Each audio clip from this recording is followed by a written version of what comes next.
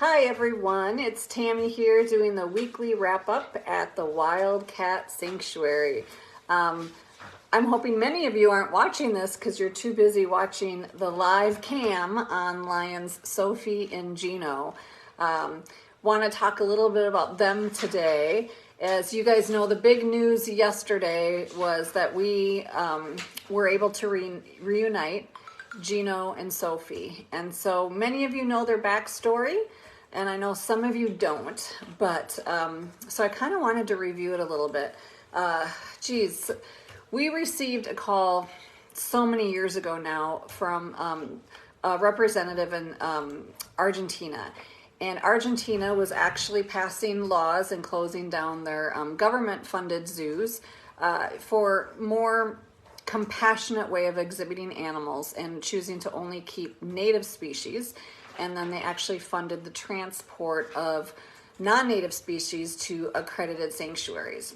And so the Buenos Aires Zoo was very thorough. They visited us, a lot of other sanctuaries. They actually traveled with the cats that came to us from the Buenos Aires Zoo, and then they also sent caretakers here for a few days to help with the transition.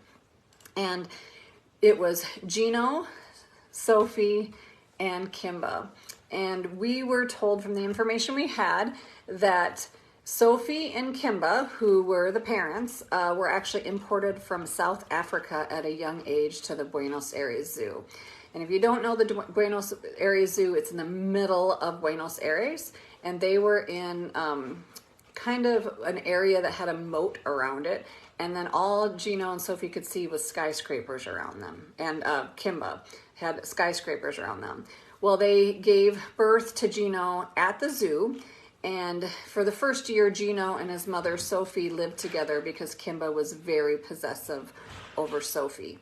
And then at about a year old, they moved Gino to a covered habitat in another area of the zoo away from Sophie, and Kimba went back in with Sophie.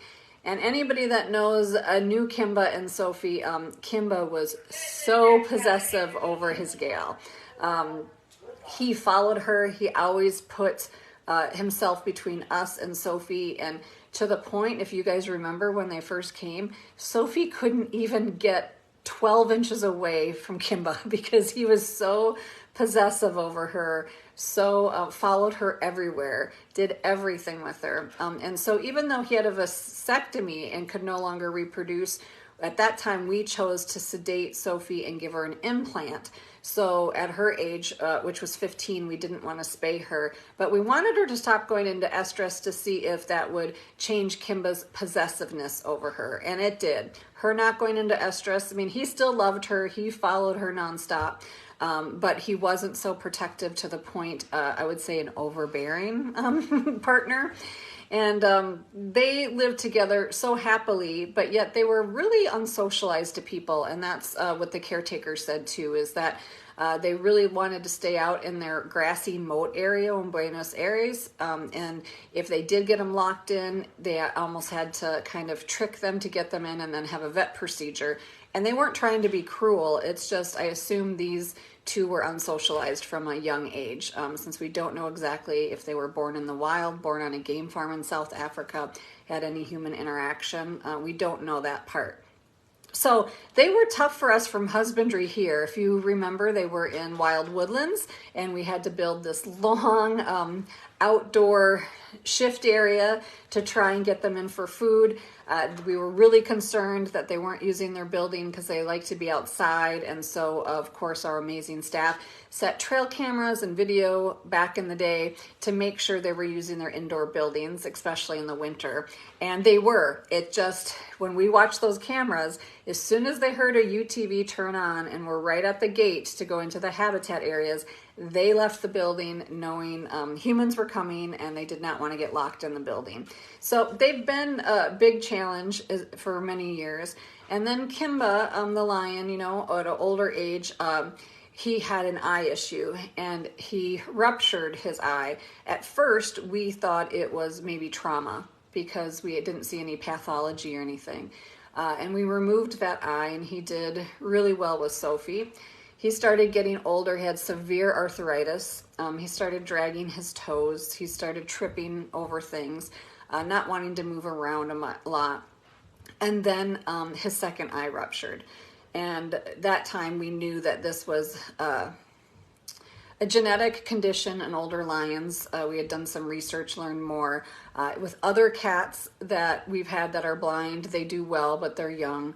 There were so many factors in the decision to have to say goodbye to Kimba. It was not just that he was blind, but being unsocialized, already having troubles with arthritis, tripping around his habitat, not wanting to do much, leaving his bed. And so when we had to say goodbye, it was very emotional for all of us. And of course, it was emotional for Sophie. Those two were really bonded, and we were a little bit concerned what she might do and how she might handle it. But she was always kind of, I would say, the lead in that couple. And so we thought she'd do pretty good. She did. She was, gave her time to grieve. We presented his body to her so she could grieve as well.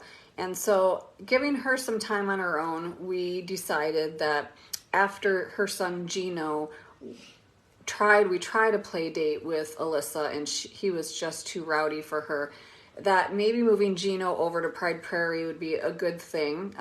Not that they would recognize each other as mother and son, but she had lived with a lion before, and she had a stern hand, and Gino needed a stern hand. Alyssa didn't have that. So we had them on a shared wall, and we chose to do a play date at that time. And this might be putting my human emotion on this a little bit, so I'm prefacing it with that. But on the first play date, Sophie was outside in the holding yard, and we let Gino out of his room. And she came up cooing right away to him, and I think she thought he was Kimba. And as soon as she got close enough and realized it wasn't, she didn't really want anything to do with him. And so that was hard for me because she kind of shut down. And then Gino kind of took advantage of that. He just doesn't have good social skills. He was jumping on her, not being, I would say, trying to hurt her, but just being really rowdy, not recognizing she needed space. And so it just, as we tried a few play dates, there wasn't a connection. So we moved him back into his area, but they lived along a shared wall in the building and a small hallway outside. And that way they've been for several months. And so as we talked about with spring coming and summer coming, is it time to move him back near Alyssa, since even though they couldn't live together, they had a kind of a kinship on the wall. Luckily, Alyssa does that with so many cats because she's got a heart of gold for cats. And so when we were talking about that, the caretakers started saying, hey, well, we've seen more interaction between Sophie and Gino. We've seen them sitting against the wall together. We've seen them kind of nuzzling through the fence. And that's when we're like, well, before we do move him, because he also doesn't crate and he'd have to be sedated, which we don't like to do, but we would have paired it with an exam, is that, do we try this one more time? Since things have gotten better, they've calmed down, they both know their space. And what we recommended first was, why don't you move the bed boxes in those bedrooms to a shared wall and see if they'll both sleep next to each other? And they did, and we still saw a lot of positive response from the caretakers. So we decided we're going to try a play date. We had everything set up like we always do, all the safety equipment. The veterinarian was there, immobilization equipment, everything to separate them if we had to. We gave them a full meal since they're both very food motivated. And we decided to do the play dates just in their bedrooms and their holding yard. So it's a small place. And we actually, before the play date, locked them into those areas for a week or so that they had to kind of be near each other. And then keep them in a small space so that we could get to them if we had to separate. Because we knew we could get Gino to move for food. But what's really hard about a play date, when you're doing one with a cat that's unsocialized like Sophie, we have to back off in order for her to be herself and to see what's going to happen, because we're her trigger, not necessarily a new lion. And so we set up cameras. And the first play date, Gino went over there and he wanted to say hello right away, but he was saying hello appropriately. And Sophie kind of smacked him in the face and said, hey, I need a moment. I need a moment because last time you were in here, you were really rowdy. And so we watched for a few minutes. They were appropriate. And Gino actually backed off when she told him to back up. And so after an hour, two of us backed off the play date. And then after an hour and a half, more of us backed off, and we just looked in the camera so that Sophie, she's got up right away, started walking around, still kind of roared at him if he came too close. But by the end of that first day of a play date of probably 6 hours, they were laying about a foot apart, and Gino kept trying to get closer. And so we chose not to separate them. We chose them to have their first overnight together. And as we walked away and looked on cameras, Sophie would go inside, and then Gino would just follow. and Sophie slept in her bed box, and Gino chose to lay right down on the floor. She wouldn't let him in the bed box. He needed to be as 2 feet away, and he slept there. And then eventually the 2 feet she wanted became 12 inches. And within, I think last week this has just been probably not even 5 days now. Maybe right now, today, it's probably a week that they've been together. And then slowly by slowly, she allowed him to touch. And you saw on the cam yesterday, allowed to groom. But there's so many parallels between Kimba and Gino. Yes, Gino has that neurological condition. So if he gets really excited or about Sophie, he'll start to circle because that neurologic episode happens, but he breaks of it right away. But so much like his dad, he does not leave her alone. If she runs into the building, he runs into the building. He is being very polite, and we don't know if it was really that he just hit a point in his age that he's a little more mature, or if it's that they spent so much time together, or that Sophie didn't overreact and think he was Kimba this time. Whatever the reason is, we are so grateful they could be reunited, because we know Sophie's life is better with another cat. We never forced it if she didn't want it, but we know we aren't her comfort. She'll come up for food, but she is not wanting humans to be her love story. So I think she doesn't think of him as a mate for sure. I'm sure she doesn't know he's her son, but she knows he's a little immature. And so we're just really excited to see what might blossom out of this friendship. And if you're new, we're talking about a merger with, and I should say reuniting to a mother and a son that haven't been together since they came separate here at the sanctuary. And so of course he is, has a vasectomy, and she has an implant, because even though at almost 20 years old, we do not want them breeding. But we're really, really excited that you guys can be at watchwildcats.com. And during the day, it'll be a live feed, live cam that you can watch them. You might see nothing. You might see something. You're seeing exactly what our security cameras see. It's not staged at all. And then we'll keep on them for a week, and then we'll move that camera, move the live stream, I should say. The cameras are always up for watching, to another area of the sanctuary, and you can watch another one of your favorite cats. So we're really excited about the new live cam on watchwildcats.com, which is our YouTube channel, to be able to bring you the sanctuary in a different way. And so definitely go there when it's live. You'll see that button right away, and you'll be able to get to kind of see what we see here from a bird's eye view. And Dahlia keeps going across. So some cat updates. You know, cat observations have been Ledger, one of our Savannahs, has chronic upper respiratory symptoms. He's been on meds for his whole life, and you know, just at an older age, he's up in his higher teens. You know, we're seeing more congestion, but he's still eating.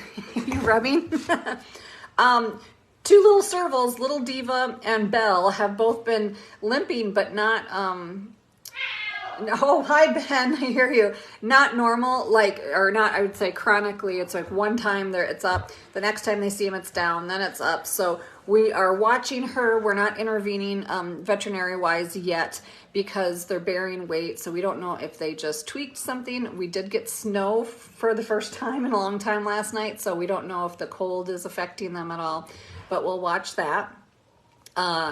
We also have, we've had these successful play dates with the caracals, also with the Asian leopard cats, now with Gino and Sophie. And I will tell you, we have a bobcat play date going on that is looking very, very positive. So as soon as we have that merger confirmed, we will definitely let you guys all know. I'm trying to read some comments here. Something about the live stream feed silent.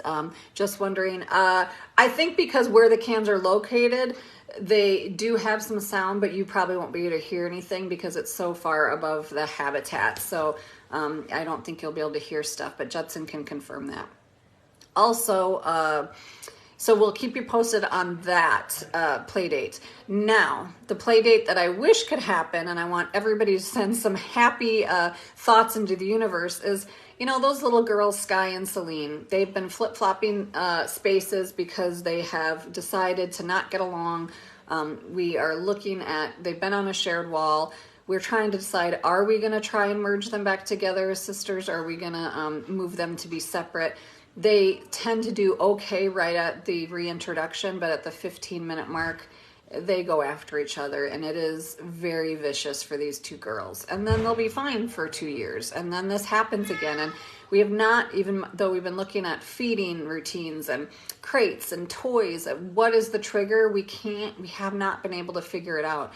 And of course, we don't want them to hurt each other to the point that we'd go in there and see a severe injury. So we're watching it closely. They're still separate, and we've been flip-flopping them into each other's space so that they can smell each other and explore different scents for one day maybe, but we haven't made that perfect decision yet if we're going to put them together.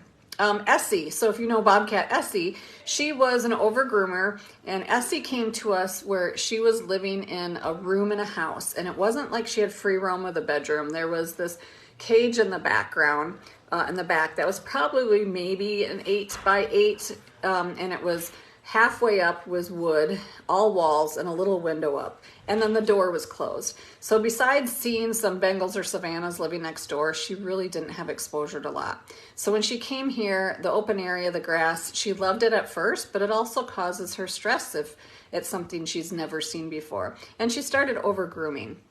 That over-grooming has increased, and we've been looking at it. Is it a nerve issue? Is it a behavioral? Is it stress-induced? And sometimes you can get all of those symptoms relieved by enrichment and meds, but it's become a learned behavior. So we ended up moving her from her area behind Wildcat Pines into Wildcat Pines, if you remember a few months ago, so that she could be with other bobcats, get stimulation, and hope that maybe that's what she was seeking. Well, we've really learned that that's not what she's seeking. She's been really growly and grumpy. She doesn't want the other cats around. She doesn't like the busyness of the UTVs. And so we are going to be looking at moving her back in an area that is a little more quiet again. So the one thing I love is our staff never gives up trying when we see atypical behaviors.